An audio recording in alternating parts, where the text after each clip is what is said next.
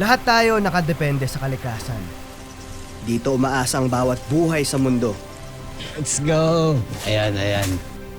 Kaya dapat natin itong protektahan. Wow!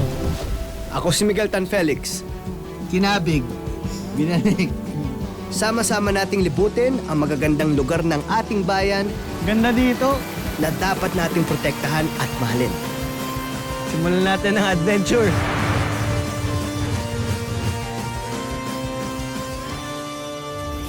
Yo! Dito magsisimula ang ating adventure for today. Explorers, let's do this!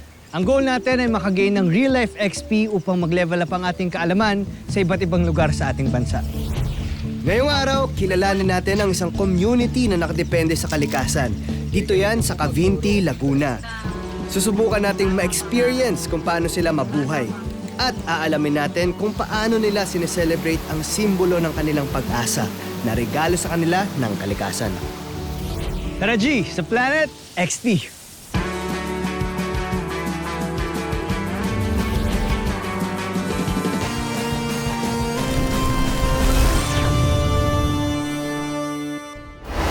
Explorers, ang pin location natin ngayon ay Cavinti, Laguna. At ang adventure natin today ay syempre hindi mawawala ng missions yan. Number 1, alamin natin kung paano ginagawa itong sambalilo. Ang sambalilo, hindi lang ito panlaban sa init o tag-ulan, kundi simbolo rin to ng pag-asa sa bayan ng Cavinti, Laguna. Paano? Yan ang ating aalamin. At syempre, bilang reward, pupuntahan natin ang isa sa mga pinagmamalaking lugar nila dito. Ito na ang ating 3 missions for today.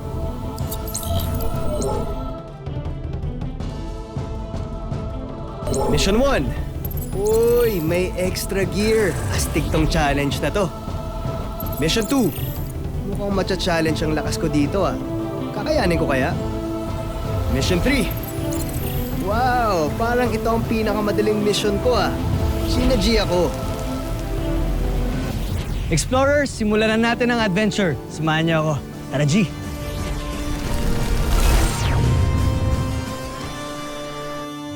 Explorers, nandito tayo ngayon sa Barangay Sisilmin sa Cavinti, Laguna.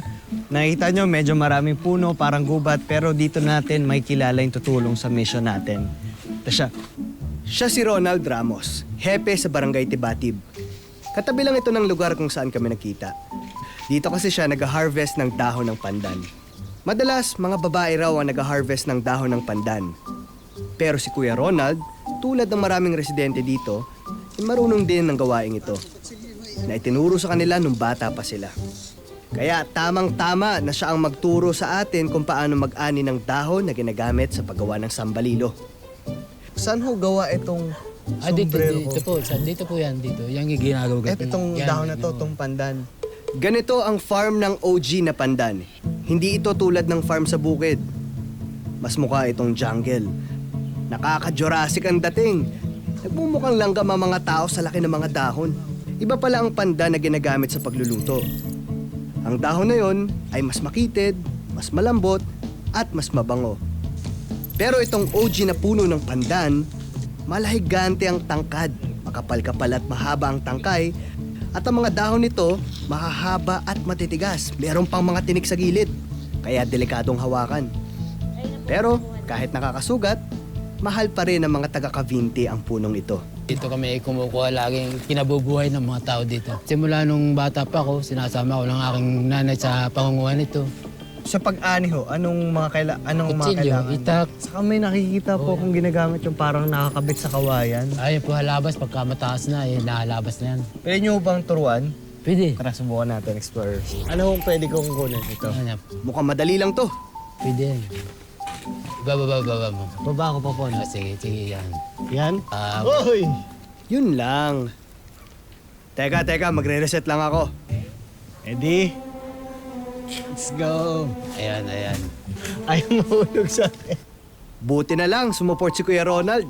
Kung makikita nyo, may mga tulis yung pandan. Ayan o. Ayan. May mga tulis-tulis siya o. So, kailangan Yun, magtatanggalin naman ni nanay yan. Kailangan mag-ingat sa pagkuha nito kasi ayun o. Tulis, pati dito sa baba.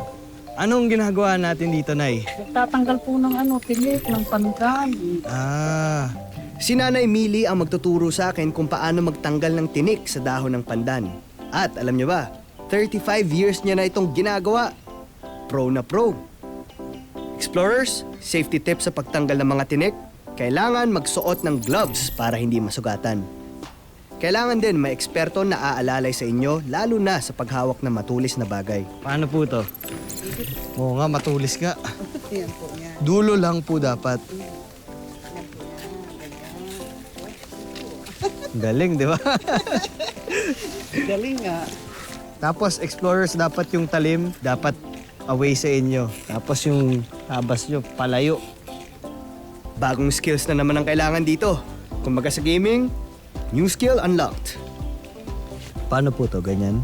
Kapal-kapal lang po. Buti na lang, veteran ang coach ko. Yan. At ito medyo mahirap sa gitna.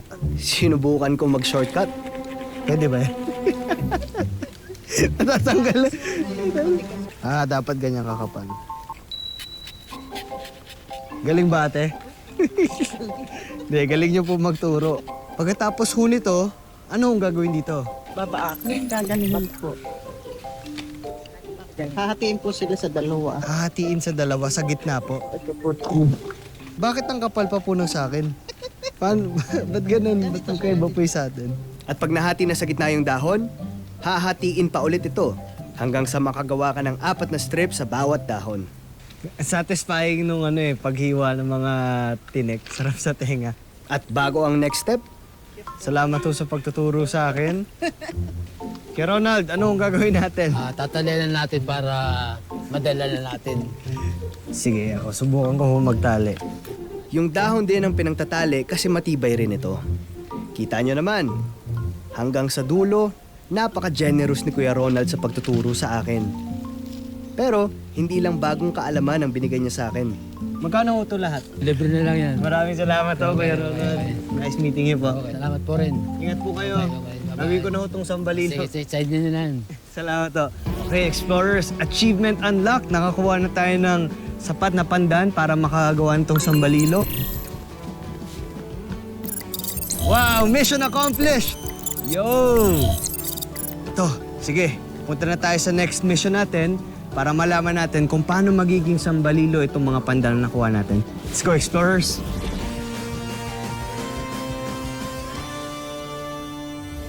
Meron tayong wildlife na may ispatan dito sa Cavinti. And yes, dito sila sa kagubatan nakatira. Kaya, let's go. Philippine long-tailed macaque ang tawag sa mga unggoy na makikita dito sa kagubatan ng Cavinti. Pero nabubuhay din sila sa ibang lugar sa Luzon, Visayas at Mindanao. Pero ang bida sa araw na to ay hindi sa puno nakatira, hindi rin sa wild. Pero kilalang kilala niya ang lugar na ito. Meet Junjun, ang aspi na alaga ni Kuya Ronald. Junjun! Ilang taon na Junjun. po si Junjun na mahiyain? Mga 4 na taon na siguro yan. Paano niyo siya nakuha? Simula bata, hiningin ko sa aking kaibigan. Akala ko ang pangalan niya nung una, Blackie. Na, Hindi kinagatang joke ko ah.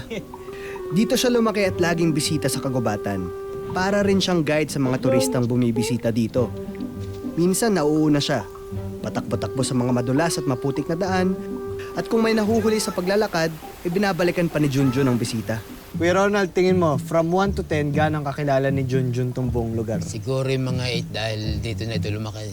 Natural sa mga aso na protektahan ang kanilang mga human. Kaya maraming aspin o asong Pinoy ay tinatawag na bantay.